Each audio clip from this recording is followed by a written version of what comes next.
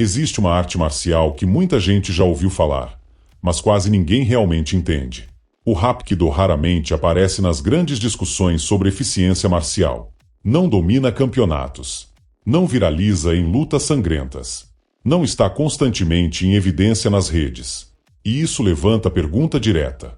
Se ele é tão completo quanto dizem, por que não aparece mais? Por que não é colocado no mesmo patamar das artes mais comentadas? A resposta não é simples, mas ela começa aqui. Seja bem-vindo ao mundo marcial. O Hapkido é subestimado porque ele simplesmente não foi estruturado para o espetáculo. Sua lógica não gira em torno de plateia, ranking ou entretenimento. Ele não foi criado para pontuação esportiva, não foi moldado para rounds cronometrados e não foi adaptado para regras limitadas que restringem técnicas potencialmente decisivas. Ele é, antes de tudo, um sistema de defesa pessoal baseado em controle, neutralização e adaptação estratégica. E isso não é algo que impressiona facilmente quem busca apenas impacto visual imediato. Vivemos em uma cultura que valoriza o confronto direto, a trocação visível, o nocaute rápido e a intensidade explícita. O que chama atenção é o barulho, a explosão, o choque frontal. O Hapkido trabalha em outra camada. Ele trabalha ângulos de entrada, trabalha o tempo exato da interceptação, trabalha o desequilíbrio estrutural do oponente. E essas coisas não são chamativas para quem observa superficialmente, porque muitas vezes acontecem em frações de segundo e exigem conhecimento técnico para serem percebidas. Outro ponto crucial é o método de treinamento. Muitas escolas utilizam prática cooperativa no início do aprendizado. Isso é essencial para desenvolver precisão em torções, alavancas e projeções sem causar lesões. No entanto, para quem vê de fora, pode parecer algo ensaiado ou coreografado. O que poucos entendem é que técnica complexa exige precisão antes de resistência. Primeiro se constrói a mecânica correta, depois se adiciona pressão. Sem base técnica, resistência vira apenas força desorganizada. O Hapkido não entrega adrenalina imediata.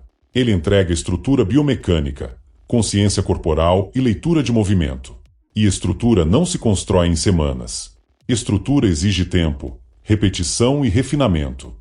É exatamente essa construção silenciosa que faz com que ele seja mal interpretado.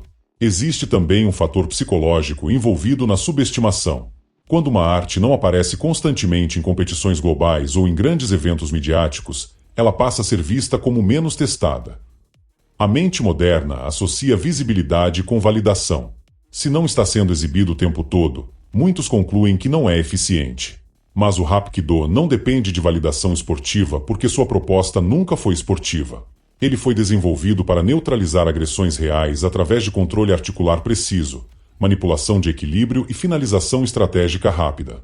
E controle não gera espetáculo. Uma torção bem aplicada encerra o confronto antes que ele se torne dramático. Uma projeção executada com o tempo correto derruba e neutraliza antes que exista troca prolongada.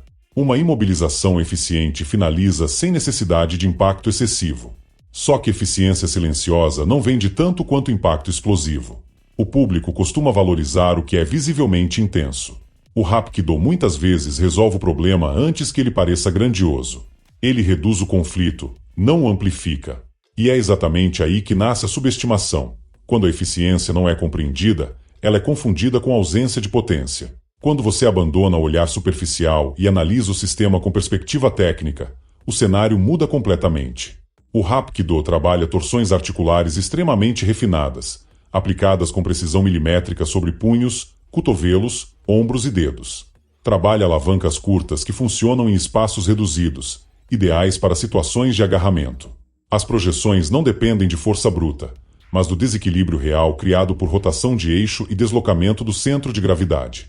Existem transições fluidas entre controle em pé e controle no solo, sempre mantendo o domínio da articulação. Os chutes são estratégicos, muitas vezes direcionados à base para comprometer sustentação e mobilidade. O uso de pontos de pressão segue lógica anatômica, explorando áreas sensíveis para facilitar o controle. A defesa contra armas enfatiza controle de linha, distância e timing, não apenas desarme direto. E o mais impressionante é que tudo isso está conectado pelos mesmos princípios estruturais. Circularidade para gerar desequilíbrio e quebrar alinhamento.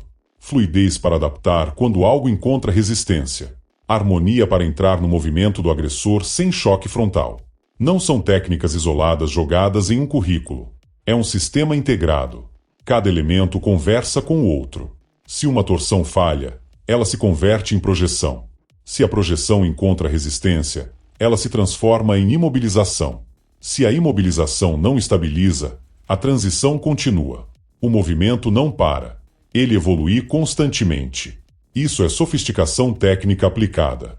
O que torna o Hapkido realmente impressionante é sua base em biomecânica real.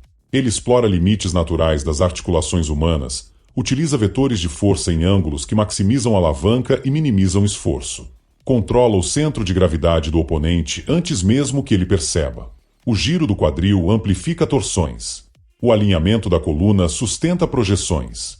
O deslocamento lateral elimina força direta. Uma pequena rotação de punho aplicada no ângulo correto pode derrubar alguém fisicamente maior. Um ajuste mínimo de base pode retirar completamente a estrutura do adversário.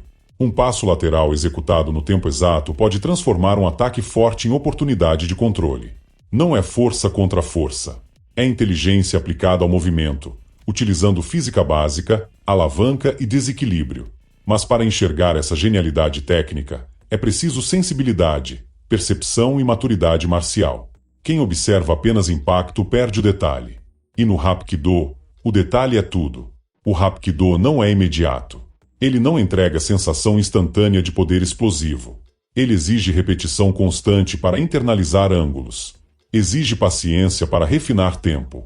Exige entendimento corporal para aplicar com precisão. Em uma geração que busca resultado rápido e validação imediata, isso se torna um obstáculo. Muitos desistem antes de ultrapassar a fase estrutural. Mas para quem atravessa essa barreira inicial, a visão muda completamente. A arte que parecia suave revela controle profundo e domínio de eixo. A técnica que parecia simples mostra complexidade estrutural e aplicação estratégica. O sistema que parecia calmo demonstra eficiência real e racional. O Hapkido não é fraco. Ele é refinado. E refinamento exige processo. O problema é que refinamento muitas vezes é confundido com fragilidade por quem não compreende a engenharia por trás da técnica. Quem olha rápido vê suavidade. Quem estuda a fundo enxerga precisão cirúrgica. E é exatamente nessa diferença de percepção que nasce a ideia de que ele é subestimado. Então talvez a pergunta não seja se o Hapkido é subestimado.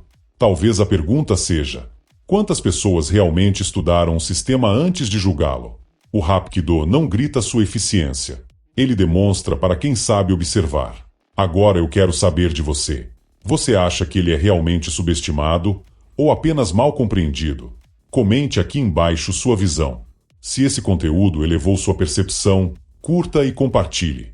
E se você quer continuar explorando o lado profundo e estratégico das artes marciais, inscreva-se no Mundo Marcial. Até o próximo vídeo.